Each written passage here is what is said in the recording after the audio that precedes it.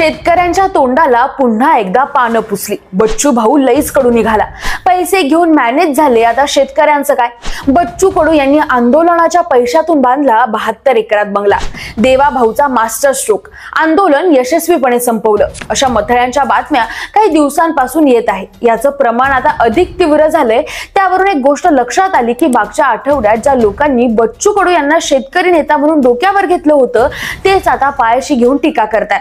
आता यात काही तथ्य आहे का की जुना चाणक्य आणि नवीन चाणक्य यांनी स्थानिक स्वराज्य संस्थेच्या पार्श्वभूमीवर रंगवलेला हा सगळा खेळ आहे? खरंच आंदोलनाचे नेते मॅनेज झालेत का? शेतकऱ्यांना यातून कर्जमाफी मिळणार आहे का? आंदोलनाचा प्रारंभ ते शेवट कसा झाला, सगळं जाणून घेऊया सविस्तरपणे आजच्या या व्हिडिओमध्ये। नमस्कार, मी काजल आणि तुम्ही बघताय मराठी मंडळी। माणूस वाकलेला जसं जसं सरळ झाला तसा तसा शेती करू लागला। सुरुवातीला वस्तू विनिमय पद्धत असल्याने शेती परवडायची, नंतर बदल झाला आणि सध्या घडीला शेती म्हणजे डोईजड विषय झालाय। इंग्रजांपासून आपल्याला शेतीच्या अडचणी आणि उभारलेली आंदोलनं बघायला मिळतात। सुरुवात ब्रिटिश काळात जमीनदार व सावकारांच्या शोषणाविरोधात झाली। 1875 मध्ये महाराष्ट्रातील पुणे जिल्ह्यात दख्खन राईट्स हे पहिलं शेतकरी आंदोलन मानलं जातं। आग्रही शेतसारा, दुष्काळ व सावकारांकडून मालमत्तेची जप्ती, शेतमालाला योग्य भाव न मिळणं, सरकारच्या धोरणांविरोधात ही प्रमुख पार्श्वभूमी असलेले अनेक आंदोलनं यशस्वीरित्या पार पडले। शेतकऱ्यांची प्रश्न खरंच सुटली, मात्र गोरे साहेब गेले आणि काळे साहेब आले। तेव्हापासून म्हणजे स्वातंत्र्योत्तर काळात दूध व शेतमालाला योग्य बाजारभाव, कर्जमाफी, धरणामुळे विस्थापन, सरकारकडून जीएसटी, नवीन कृषी कायदे यांसारख्या मुद्द्यांवर आंदोलने झाली। यातल्या एकाही आंदोलनाची सुखद एंडिंग झाली नाही। शेतकऱ्यांना इंग्रज जेवढे स्थान द्यायचे तेवढेही भारतीय राजकारणी देत नाही। उलट साले हा शब्द वापरून कधी शेतमालाच्या कर्जाचे पैसे मुलीच्या लग्नात उडवतात, अशी हेटाळणी तेवढी वाट्याला येते। महाराष्ट्रात अतिरिक्त पाऊस आला, ज्यामुळे शेतकरी अडचणीत सापडला। नदीकाठच्या गावात पूर परिस्थिती निर्माण झाल्याने शेतकरी कर्जमाफीचा मुद्दा विरोधकांनी उचलला, पण सरकारने तुटपुंजी मदत देण्याचं आश्वासन दिलं आणि विरोधक शांत बसले। बच्चू कडू यांच्या नेतृत्वाखाली ऑक्टोबर 27 ते 29 रोजी नागपूर येथे ट्रॅक्टर मोर्चा व आंदोलन सुरू झालं, ज्यात शेतकऱ्यांचा कर्जमाफी, मेंढपाळ, मच्छीमार, ग्रामसेवक इत्यादींच्या मागण्या समाविष्ट होत्या। आंदोलनाच्या सुरुवातीला कडू यांनी सांगितलं, आमच्या 22 किंवा त्याहून अधिक मागण्या आहेत, त्या सरकारने पूर्ण कराव्यात, तोपर्यंत आम्ही आंदोलन थांबवणार नाही। जर दखल घेतल्या गेली नाही तर सर्व महामार्ग आणि महाराष्ट्र जाम करू, असंही म्हटलं गेलं। सर्व समावेशक मागण्यांच्या बदल नंतर शेतकरी कर्जमाफी असा केंद्रीभूत केला गेला, कारण या आंदोलनाची चर्चा संबंध महाराष्ट्रात झाली आणि शेतकऱ्यांनी जागोजागी पाठिंबा दिला होता।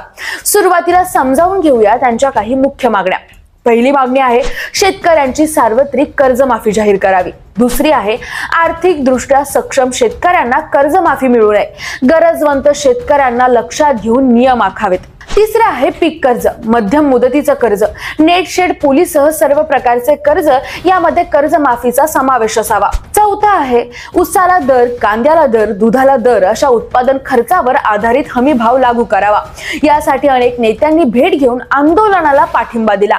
मनोज जरांगे यांनी तिथे जाऊन शेतकऱ्यांना आंदोलन तीव्र करण्यासंबंधी मार्गदर्शनही केलं, पण अचानक सरकारने आंदोलनाच्या नेतृत्वांना मुंबईमध्ये मीटिंगसाठी बोलावलं आणि आंदोलन थांबलं गेलं। सर्वांपुढे एक प्रश्न होता की आपण नेमलेल्या मागणी पत्रांपैकी सरकारने किती मागण्यांची पूर्तता केली, पण याचं एकमेव उत्तर देण्यात आलं की मोठं यश मिळालंय। 30 जून 2026 पर्यंत कर्जमाफी करण्याचे आश्वासन देण्यात आले। अद्याप उपलब्ध बातम्यांनुसार या सर्व मागण्यांपैकी पूर्णपणे किती मागण्या सरकारने मान्य केल्या आहेत हे स्पष्ट माहिती मिळाली नाही, त्यामुळे मोठं यश मिळालंय या वाक्याचा अर्थ लावता येत नाही। आंदोलन स्थगित केल्यापासून बच्चू कडूंवर टीकेची झोड उठवली गेली आहे। ज्या लोकांनी पाठिंबा दिला होता त्यांचा आवाज मोठा असल्याचं दिसून येते। आंदोलन मॅनेज झालं असं म्हणण्याचं कारण लक्षात घेतलं तर आंदोलनाची एक आखणी आणि समाप्ती असते। जोवर पदरात काही मिळत नाही तोवर आंदोलन समाप्ती होत नसते।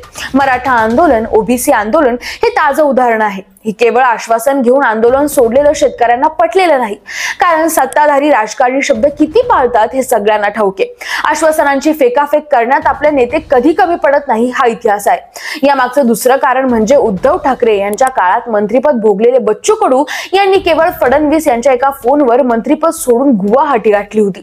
यावरून दोघांचे नाते लक्षात येते, तेच फडणवीस मुख्यमंत्री आहेत आणि बच्चू कडूंना कसं हाताळायचं हे त्यांना चांगलं ठाऊक आहे। बच्चू कडू यांच्यावर होणारा तिसरा आरोप म्हणजे कमावलेली जंगम मालमत्ता। अपक्ष आमदार म्हणून कारकीर्द, दिव्यांग मंत्रालयाचे मंत्री म्हणून कारकीर्द, त्यानंतर गुवाहाटी दौरा, आता या सगळ्या गोष्टींकडे बारकाईने पाहिल्यास संपत्ती असणं ही नवलाची गोष्ट खास नाहीच. याही आंदोलनातून त्यांना काही गोष्टी मिळाल्यात असा आरोप होत होता. त्यावर त्यांनीच दिलेल्या मुलाखतीत त्यांनी काही उत्तरं दिलीत. आम्ही उपाशी मारायला पाहिजे असं काहींना वाटत होतं, मात्र तसं झालं नाही. अनेकांवर गुन्हे दाखल झालेत, माझ्यावर अनेक गुन्हे दाखल झालेत. कोर्टाचा आदेश आला तर आम्ही जेल भरो करायला सुरुवात केली, पण आमची परिस्थिती दाखवायला मीडिया कमी पडली. 2020-21 मध्ये कर्जमाफी झाली. 2 कर्जमाफ्या झाल्या, त्या तथाकथित कर्जदारांच्या झाल्या, नियमितवाल्यांच्या नाही. काल जर कर्जमाफी झाली असती तर शेतकऱ्यांचे नुकसान झाले असते. सक्तीची वसुली आणि वसुली यात फरक आहे. शासन निर्णय आहे की वसुली थांबवा, जर वसुली केली तर बच्चू कडू ठोकणार. माझ्यावर टीका करणाऱ्यांनी मुख्यमंत्र्यांचे स्टेटमेंट नीट ऐका. आज एकनाथ शिंदे म्हणाले की कर्जमाफी होणार. आमच्या आंदोलनाने कर्जमाफीची तारीख मिळाली की नाही, सगळे शेतकरी नेते होते, सगळ्यांवर आरोप करायला निघाले. घरून बसल्या बसल्या आरोप करणं सोपं आहे. 30 जून 2026 पूर्वी कर्जमाफी होणार, याला आमचं यश म्हणायचं नाही का? मला बदनाम करण्यासाठी सत्ताधाऱ्यांची बी टीम माझ्या मागे लागली आहे. काही करा, 30 जून नंतर कर्जमाफी नाही झाली तर हंगामा होईल. जर कर्जमाफी झाली नाही तर भाजपला निवडणुकीत मत देऊ नका. माझे घर हवा महल आहे म्हणतात, या पाहायला एकदा आणि बघा आमचे काय हाल झाले हे आम्हालाच माहिती, असे बच्चू कडू म्हणाले. आता एक गोष्ट लक्षात घेतली तर कर्ज प्रक्रिया नवीन आर्थिक वर्ष सुरू होण्याच्या पूर्वी संपन्न करावी लागते. म्हणजे घेतलेले कर्ज याच आर्थिक वर्षाच्या शेवटी 30 मार्च पर्यंत भरणं गरजेचं आहे. बच्चू कडू यांना दिलेल्या आश्वासनानुसार ते 30 जून नंतर होणार आहे. यातून एक गोष्ट लक्षात घ्यावी की शेतकऱ्यांना कर्ज भरावे लागणार आहे, यात शंका नाही. विरोधक शेतकऱ्यांची कर्जमाफी घेऊन पंचायत समिती आणि जिल्हा परिषद निवडणूक लढवू नये यासाठी सत्ताधाऱ्यांकडून हे आंदोलन उभं केलं गेलं आणि थोडे मोडके आश्वासन देऊन संपवलं गेलं असं म्हणायला वाव मिळतो. पण ठोस निर्णयानंतर हे आंदोलन संपायला नको होतं, हीच एकंदर भावना महाराष्ट्रातील पीडित शेतकऱ्यांची आहे.